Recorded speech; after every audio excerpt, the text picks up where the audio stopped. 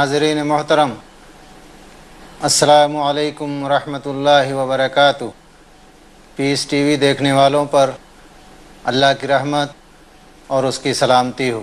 یہ خاکسار آج آپ کے سامنے ایک پرانے پیغمبر حضرت سلیمان علیہ السلام کی شکر گزاری کے موضوع پر کچھ اظہار خیال کرنا چاہتا ہے۔ قرآن کریم نے اکثر و بیشتر پرانے پیغمبروں کا تذکرہ اس لیے کیا ہے کہ مسلمان اس سے نمونہ عبرت پکڑیں، نصیحت حاصل کریں اور اپنی عملی زندگی میں ان سے روشنی حاصل کریں۔ حضرت سلیمان علیہ السلام نہ صرف یہ کہ ایک انتہائی طاقتور بادشاہ تھے، بلکہ وہ اللہ کے پیغمبر تھے۔ اللہ رب العزت نے معجزاتی طور پر بعض انتہائی مخصوص صلاحیتیں اور قوتیں حضرت سلیمان علیہ السلام کو عنایت کی تھیں۔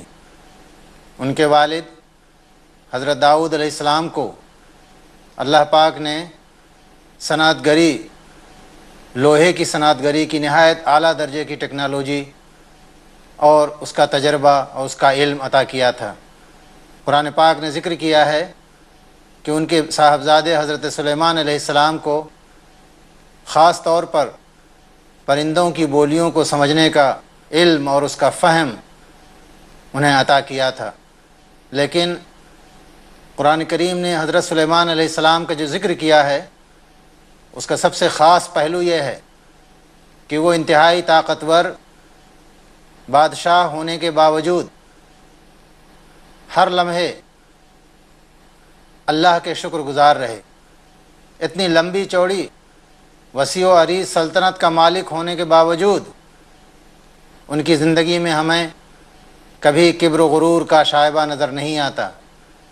فروتنی، خاکساری، اللہ کی نعمتوں کا استحضار، اللہ کی شکر گزاری، اللہ کے آگے بجھ جانے کا جذبہ، یہ وہ نمایاں خصوصیات ہیں جو حضرت سلیمان علیہ السلام کی زندگی میں ہر جگہ ہمیں نظر آتی ہیں۔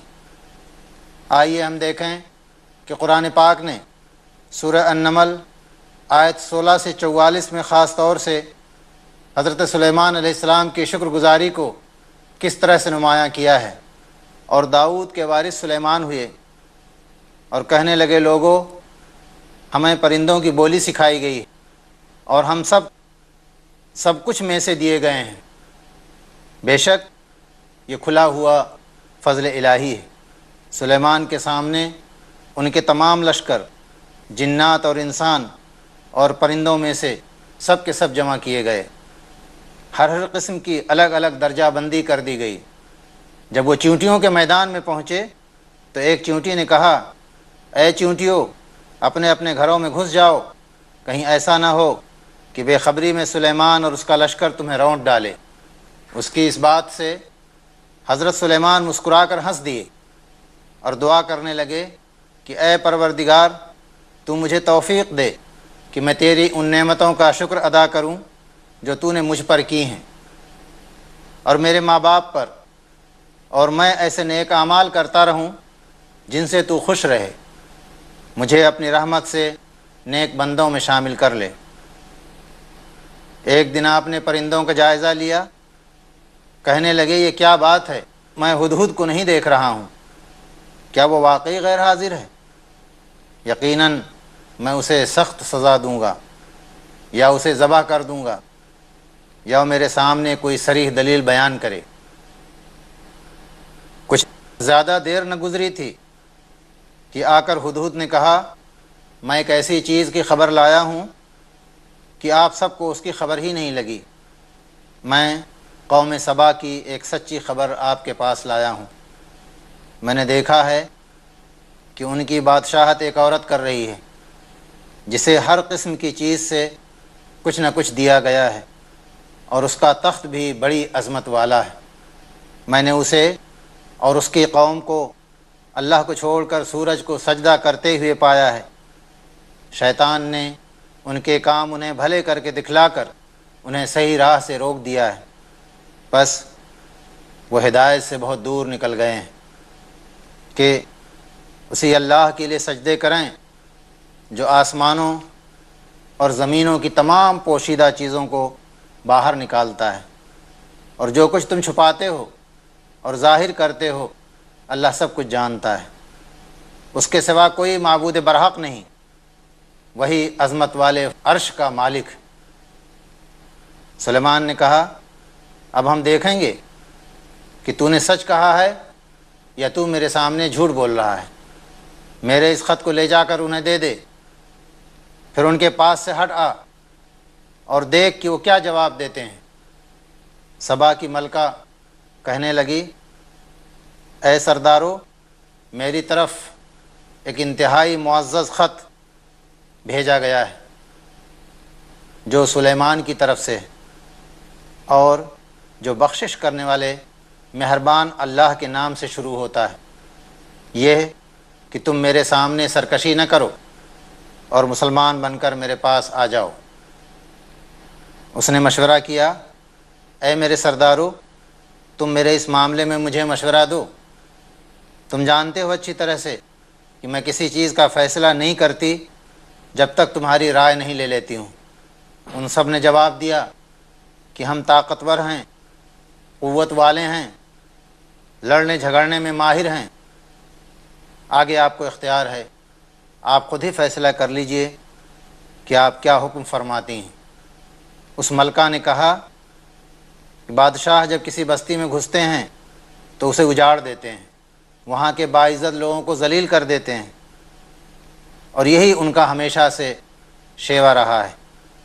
میں انہیں ایک ہدیہ بھیجنے والی ہوں، میں دیکھوں گی کہ قاصد کیا جواب لے کر لوٹتے ہیں۔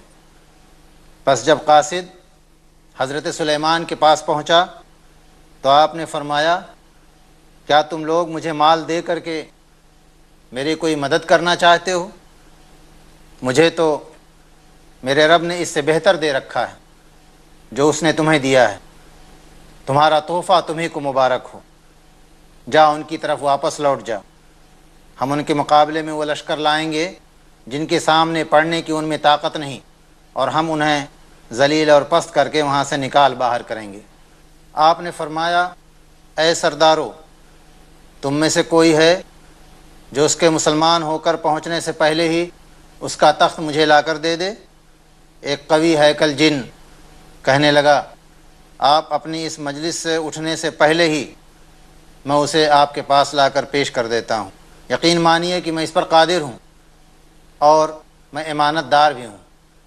ایک دوسرا جس کے پاس کتاب کا علم تھا وہ بول اٹھا کہ آپ پلک جھپکائیں، اس سے پہلے میں اس کا عرش لا کر آپ کی خدمت میں پیش کر دیتا ہوں۔ جب آپ نے ملکہ کا عرش اپنے سامنے دیکھا تو بے اختیار کہنے لگے یہ میرے رب کا فضل ہے تاکہ وہ مجھے آزمائے کہ میں شکر گزاری کرتا ہوں یا ناشکری کرتا ہوں۔ جو کوئی شکر گزاری کرتا ہے اپنے ہی لیے شکر گزاری کرتا ہے، اور جو ناشکری کرتا ہے تو وہ جان لے کہ میرا پروردگار بے نیاز ہے اور نہایت ہی کریم ہے۔ سلیمان نے حکم دیا کہ اس کے تخت میں کچھ پھیر بدل کر دو تاکہ اسے معلوم ہو جائے کہ یہ راہ پاتی ہے یا ان لوگوں میں سے ہوتی ہے جو بے راہ رو ہیں۔ جب ملکہ آگے پہنچی وہاں تو اس سے سلیمان نے پوچھا کیا یہ تخت تیرا ہی ہے؟ اس نے جواب دیا کہ لگتا ہے کہ وہی تخت ہے، ہمیں اس سے پہلے ہی علم دیا گیا تھا اور ہم تو پہلے ہی سے مسلمان تھے۔ اسے انہوں نے روک رکھا تھا جن کی وہ اللہ کے سوا پرستش کرتی رہی تھی، یقیناً وہ کافر لوگوں میں سے تھی۔ اس سے کہا گیا کہ محل میں چلی جاؤ۔ وہ یہ سمجھ کر کہ یہ حوض ہے اس نے اپنی پڈلیاں کھول دیں اور پائنچے چڑھا لیے۔ حضرت سلیمان نے فرمایا یہ تو شیشے سے بنی ہوئی شاندار عمارت ہے۔